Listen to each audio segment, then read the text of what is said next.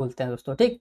इसमें क्या कर देते हैं, इसमें हम पानी भर देंगे और हमारी पेड़ों की जो जड़ें होंगी उनको पानी मिल जाएगा। जैसा कि आप यहाँ पे देख पा रहे हैं, ये क्या है, ये हमारी मुख्य नाली है। फिर से मैं लिख देता हूँ, मुख्य नाली, ठीक।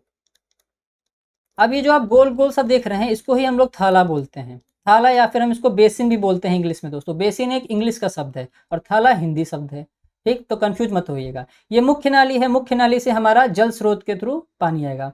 मान लीजिए यहाँ पे कोई एक इंजन है, मैं कह दे रहा हूँ ये इंजन है, ये जल आ रहा है सीधे हमारी मुख्य नाली में, ठीक। अब ये मुख्य नाली से इस वाले थाले में घुस गया और ये लगा है हमारा पेड़ दोस्तों। इसको क्या है, ये पेड़ लगा है। अब ये सीधे गोल गोल पूरा भर जाएगा, यहाँ अब इस थाले में पानी भर जाएगा और पौधों की जो जड़ें होंगी या फिर पेड़ की जो जड़ें होंगी वो धीरे धीरे करके इस पानी को ग्रहण कर लेंगी। तो यह विधि काफ़ी अच्छी भी मानी जाती है, लेकिन खास तौर पर यह विधि आपकी जो एग्रोनॉमी वाली क्रॉप्स होती हैं उनमें प्रयोग नहीं करी जा सकती, क्योंकि पौधे छोटे छोटे होते हैं, आप उनके आस पड़ोस कैसे थाला बना पाएंगे। तो यह विधि इसीलिए बगीचों में काफ़ी ज़्यादा उपयोगी है, ठीक है।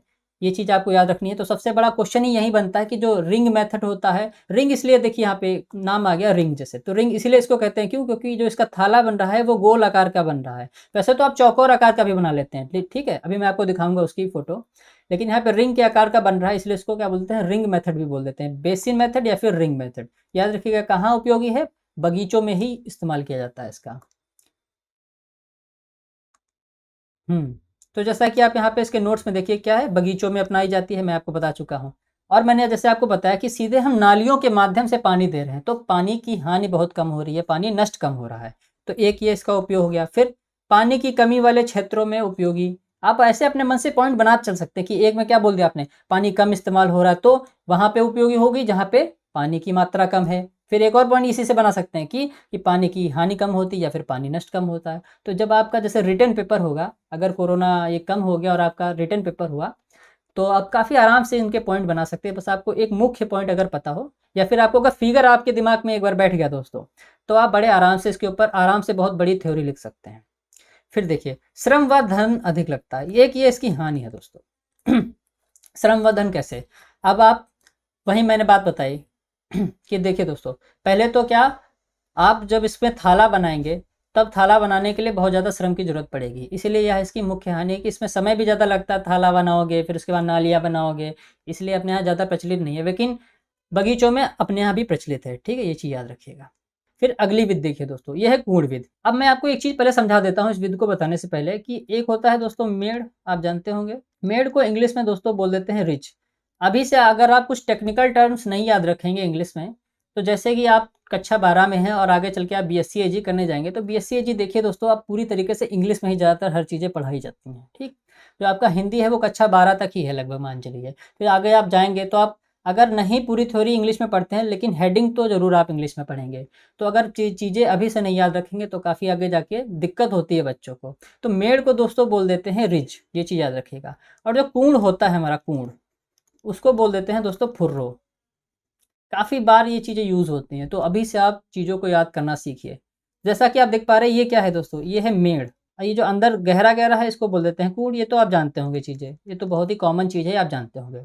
तो यह विधि वहाँ पे ज़्यादा उपयोगी है दोस्तों, जहाँ पे क्या है, जो फसलें हम मेड़ के ऊपर लगाते हैं। जैसे कौन कौन सी हो गई आपका, एक तो हो गया आलू, फिर कौन सी हो गई, आप अपने मन में सोचिए, शकरकंद एक लगाई जाती है, और क्या लगाया जाता है, गन्ना लगाया जाता है, और ऐसे ही बहुत सारी फसलें आपकी होती हैं जो मेड़ों के ऊपर लगाई जाती है। तो वहाँ पे हम क्या कर देते हैं, जब मेड़ के ऊपर फसल लगी होगी, जैसे आप मान लीजिए ये मेड़ है, ये मेड़ के ऊपर ये पौधा लगा है। अब हमने क्या है, ये कूड़ था, ये क्या है, ये कूड़ है, हमने कूड़ में जल भर दिया। अब क्या हुआ, अब ये पानी रिस रिस कर जड़ों के पास पहुंच जाएगा। यहाँ पर देखिए पानी क्या हो रहा है, रिस रिस कर जड़ों के पास पहुंच जाएगा धीरे धीरे। तो हम पानी को कहाँ देंगे, पानी को हम लोग कूड़ में देंगे, और हमारी फसल कहाँ लगी होगी, मेड़ पे हमारी फसल लगी होगी, ठीक है। तो अगर आपके दिमाग में ये चित्र रहता है दोस्तों, तो आप बड़े आसानी से ये विधि याद कर सकते हैं। फिर देखिए इसकी अगली विधि, अगला क्या है। अब दोस्तों इसकी दो विधियां मुख्यतः होती हैं कूण विधि की, एक होती है गहरी कूण विधि, एक होती है समोच्च कूण विधि। इसमें आपको ज़्यादा कुछ नहीं याद रखना है, बस एक चीज़ याद रखना है कि जो गहरी कूण विधि होती है वो अधिक ढालू क्षेत्रों पर नहीं उपयोगी होती है। मतलब जैसे मान लीजिए आपका जो खेत है वहाँ पर ढाल ज़्यादा है, कितनी ढाल है ये जरूर याद कर लीजिए, कि मान के चलिए 0.3% से ज़्यादा अगर ढाल है तो आप गहरी कूण विधि का उपयोग वहाँ पर नहीं कर सकते, क्योंकि वहाँ पे जल रुकेगा ही नहीं। अगर ढाल ज़्यादा है तो वो बहता चला जाएगा, एक तरफ बहता चला जाएगा, और बेचारे इधर के आपके पौधे क्या हो जाएंगे, वो ऐसे पानी के लिए तड़पते रह जाएंगे, ठीक है। इसलिए इस विधि का प्रयोग वहाँ पे करते हैं जहाँ पे जो आपकी भूमि है उसकी ढाल 0.3% से कम है, ठीक। फिर दूसरा है जैसे ये है आपका समोच्च कोण विधि। इसमें ही सिर्फ आप एक ही चीज़ याद रखिए, ज़्यादा मत याद रखिए, कि इसमें जब 0.3% या फिर उससे और ज़्यादा ढाल होती है तो वहाँ पे इसका प्रयोग करते हैं। ज़्यादा कुछ आपको इसमें याद करने की जरूरत नहीं है, केवल आप फिगर अपने दिमाग में रखिए कि कोण विधि का कहाँ प्रयोग करेंगे, उन फसलों में करेंगे जो फसलें मेड़ पे बोई जाती हैं। अब ये चीज़ें आप जानते होंगे मेड़ पे कौन कौन सी फसलें बोई जाती हैं। मैं आपको नोट्स भी प्रोवाइड कर दूंगा, उसमें सब लिखा होगा, कोई दिक्कत वाली बात नहीं है। अच्छा, तो अब हमारा अभी तक हमने सिर्फ एक विधि खत्म करी है दोस्तों, वो कौन सी थी, वो थी आपकी पृष्ठीय सिंचाई विधि। मतलब क्या, अभी तक हम जो जल दे रहे थे वो सतह के ऊपर ही जल को दे रहे थे। अब जो हम पढ़ने जा रहे हैं वो है दूसरी सिंचाई विधि दोस्तों। उसमें क्या करेंगे, हम भूमिगत जल देंगे, मतलब सतह के नीचे जल देंगे, अंडरग्राउंड जिसको हम लोग बोलते हैं। तो जैसा कि आप यहाँ पे फोटो में देख पा रहे हैं, क्या हुआ, इसने अंदर पाइप डाल रखी है, देखिए काली काली, मैं आपको दिखाता हूँ। ये देखिए, ये क्या है, एक पाइप है, इसने अपने पाइप डाल रखी है खेत में। अब इन सब चीज़ों में दोस्तों खर्चा बहुत होता है। पहले मैं बताता हूँ कैसे। आप अपने खेत में खुदाई करेंगे, फिर उसके अंदर या तो पाइप डलवाएंगे, या पाइप कैसी होगी वो भी मैं आपको बताऊंगा कैसी पाइप होगी। जैसे मान के चलिए कि ये पाइप है, इसके ऊपर छोटे छोटे छेद बने होंगे, जिनको क्या बोल देंगे, हम लोग बोल देते हैं पोर्स बोल देते हैं, ठीक। पोर्स का मतलब होता है छोटे छोटे छिद्र बने होंगे जिनके जिनके माध्यम से पानी बाहर आएगा। अब इसने मान लीजिए अंदर डाल रखी है पाइप, इसके ऊपर ये देखिए छोटे छोटे मैंने छिद्र बना दिए। अब इसके माध्यम से बूंद बूंद के रूप में पानी ऊपर आता रहेगा, तो इसमें पानी बहुत ही कम नष्ट होता है। लेकिन हानि तो आप यहाँ पे समझ गए होंगे, क्यों, कि लागत बहुत लग रही है हमारी। एक तो श्रम लगेगा, लागत लगेगी, फिर तकनीक भी आपको पता होनी चाहिए कैसे क्या सब होता है, उसके बिना नहीं हो पाएगा। अब देखिए यह विधि कहाँ उपयोगी ज़्यादा होती है, जहाँ पे मान के चलिए जो सतह है आपकी, जैसे आपका ये खेत है, अभी तक हम पृष्ठीय सिंचाई विधि पढ़ते आ रहे थे, उसमें क्या करते थे, हम सीधे इसके अंदर जल दे देते थे।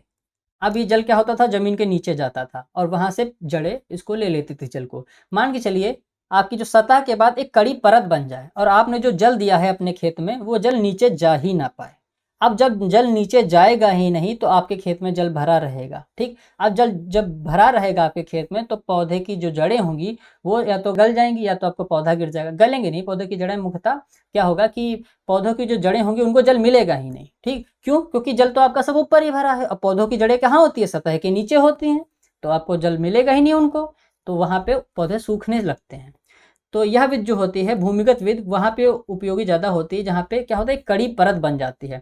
वैसे तो दोस्तों आपने पढ़ा होगा कक्षा 11 में कि जब कड़ी परत बन जाती है हमारे खेत में, तो उसके लिए हम दो चीज़ों का यूज़ करते हैं। ये चीज़ आप ना पता हो तो आप लिख लीजिए, चीजल प्लाऊ नाम का एक हल आता है, ठीक।